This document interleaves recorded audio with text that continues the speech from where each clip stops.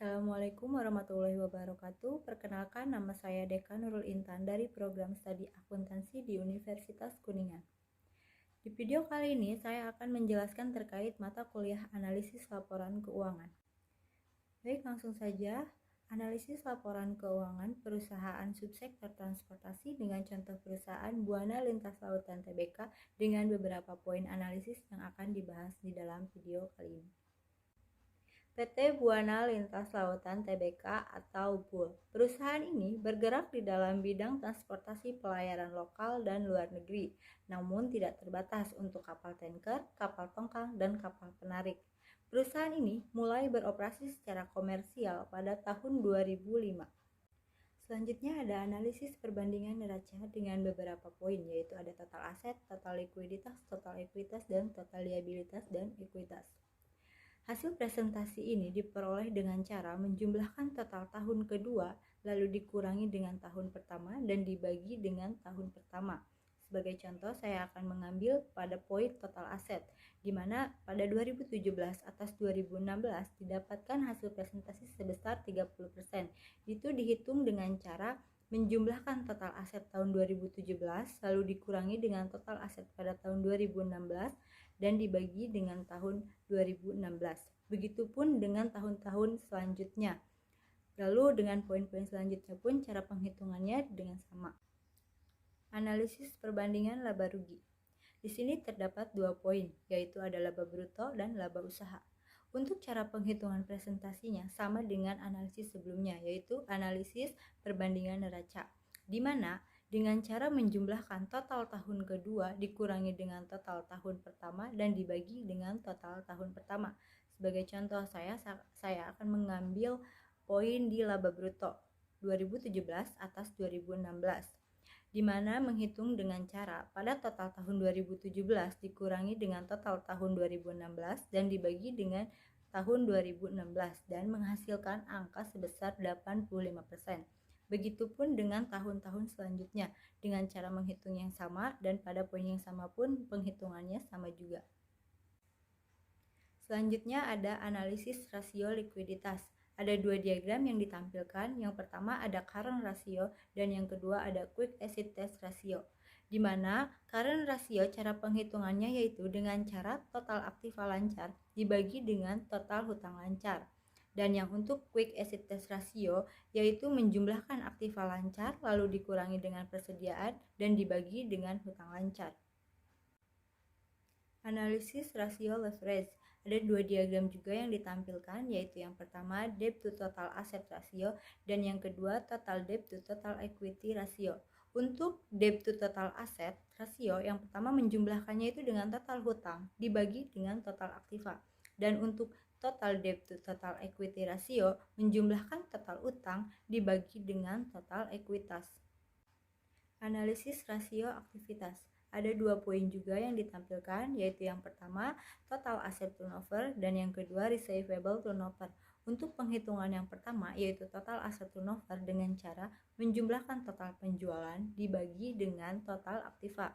Dan untuk poin yang kedua yaitu receivable turnover menjumlahkan penjualan dibagi dengan piutang.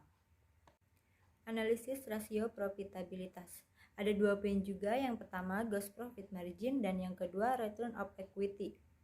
Untuk penghitungannya, yang pertama yaitu gross profit margin dengan cara menjumlahkan laba kotor dibagi dengan penjualan. Dan yang kedua return of equity dengan cara menjumlahkan earning after tax dibagi dengan modal sendiri lalu dikali dengan 100%. Analisis common size laporan posisi keuangan. Terdapat beberapa poin. Yang pertama ada total aset, di mana dihitung dengan cara semua aset dibagi dengan total aset. Contoh pada tahun 2016. Tahun 2016 dibagi dengan total aset dari tahun 2016 sampai 2020. Lalu selanjutnya total liabilitas. Total liabilitas juga dihitung dengan cara semua liabilitas dibagi dengan total liabilitas. Dan untuk total ekuitas dihitung dengan cara semua ekuitas dibagi dengan total ekuitas. Dan yang terakhir yaitu total liabilitas dan ekuitas dihitung dengan cara semua liabilitas dan ekuitas dibagi dengan total liabilitas dan ekuitas.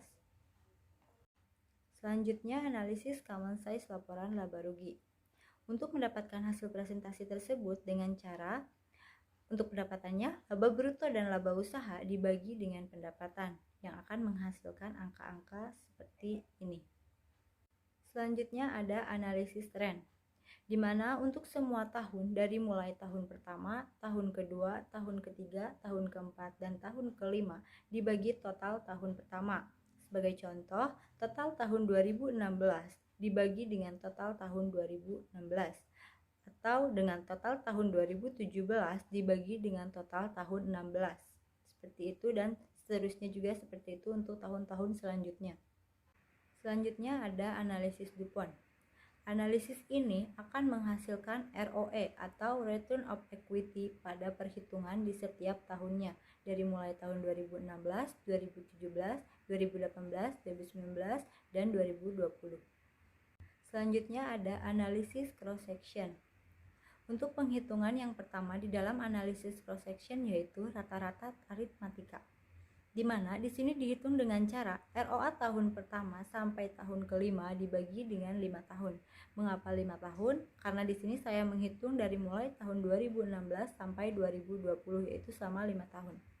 Dan untuk nilai bukunya juga dapat dihitung dengan nilai buku tahun pertama sampai dengan tahun kelima dibagi dengan 5 tahun. Untuk menghitung nilai bukunya yaitu dapat menghitung dengan cara ekuitas dibagi dengan saham yang beredar. Selanjutnya untuk rata-rata tertimbang. Rata-rata tertimbang ini dapat dihitung dengan cara menghitung ROA tahun 2016 dibagi dengan total selama 5 tahun dan dikali dengan ROA tahun 2016. Begitupun seterusnya sampai pada tahun 2020. Dan untuk menghitung nilai bukunya juga sama dengan menghitung rata-rata tertimbang ROA, yaitu dengan cara menghitung nilai buku tahun 2016 dibagi total selama 5 tahun dan dikali dengan nilai buku tahun 2016. Begitupun juga dengan nilai buku tahun-tahun selanjutnya. Dan yang terakhir untuk menghitung mediannya yaitu dengan cara median ROA tahun pertama sampai tahun kelima. Dan untuk nilai bukunya median nilai buku dari tahun pertama sampai tahun kelima.